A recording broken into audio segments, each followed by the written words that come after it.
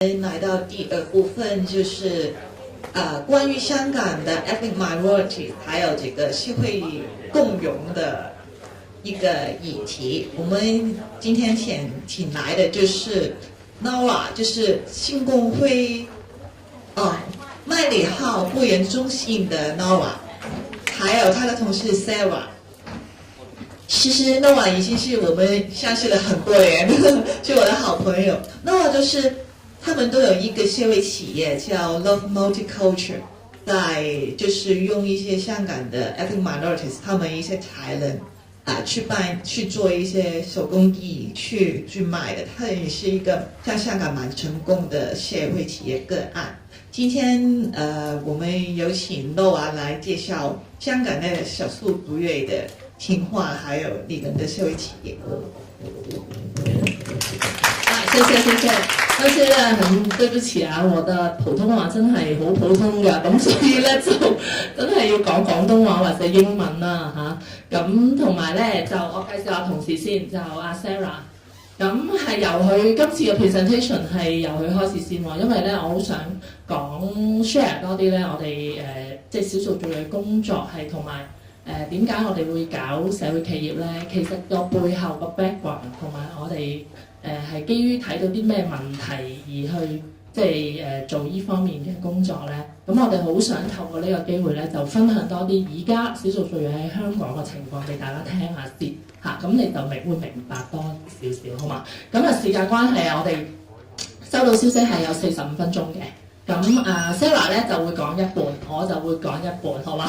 咁大家俾啲掌聲啊 Sarah 先啦。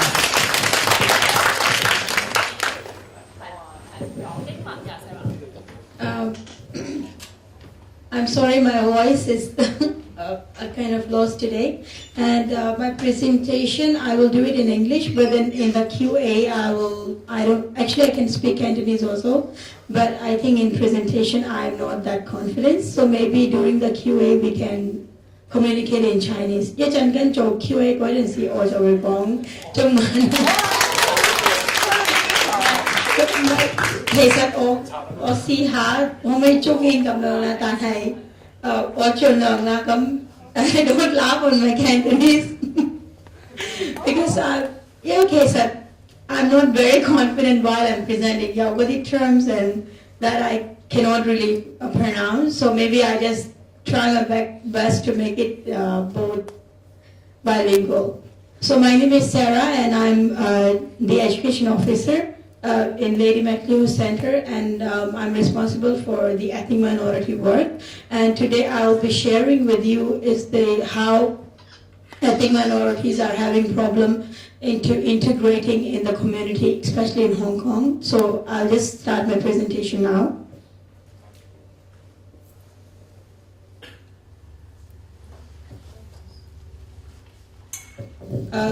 As you can see that in Hong Kong there are three kind of actually many minorities. The whole Hong Kong有好多 minorities like 印度人啦、尼泊爾、Pakistanis。咁其實the biggest percentage is Pakistan Indians and then Nepalese and Pakistanis.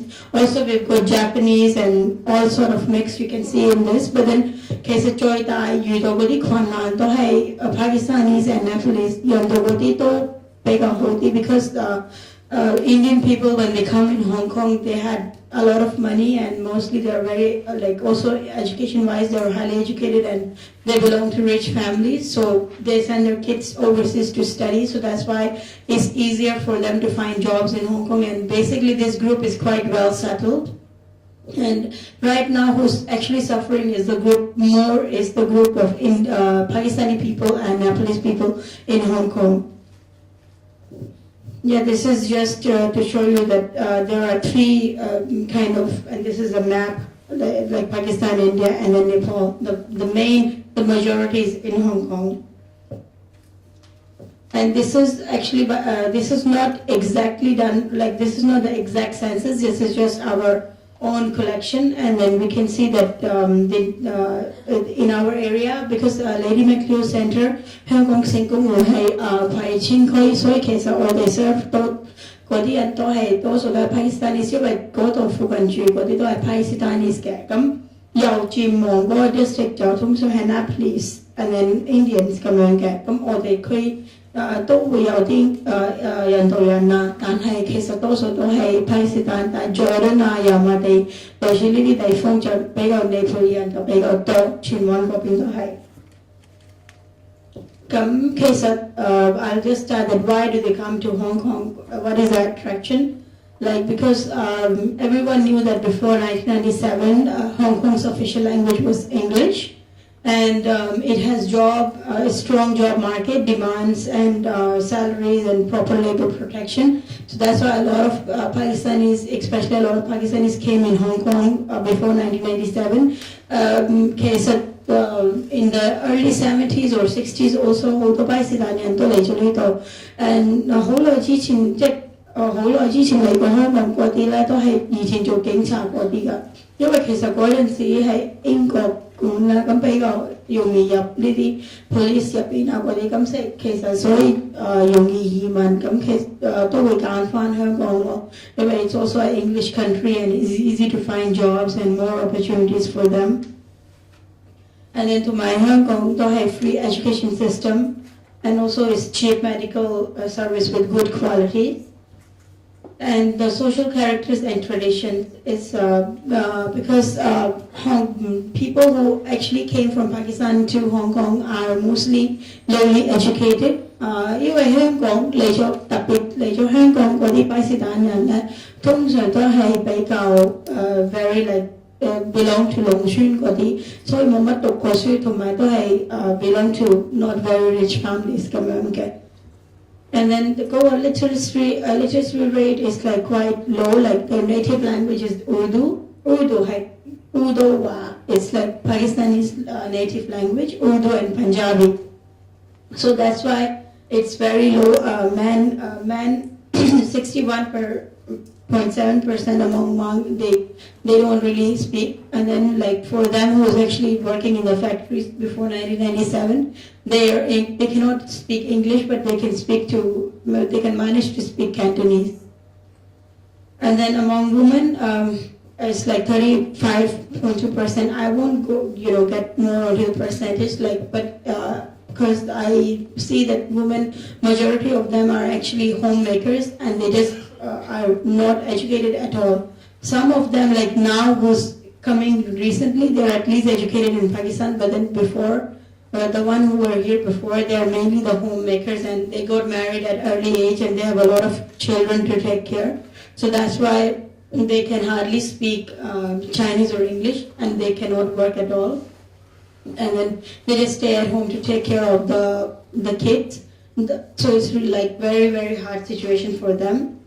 And then normally Pakistani people, they like to live in close family like relation. They just like to stay in groups. So that's why mostly the new arrivals, they just come to Hong Kong and they live in Kwai Chung area or Shin Won, where they see that there are a group of people. So it's easier for them to get connected among the community. That's why they like to stay more closely together.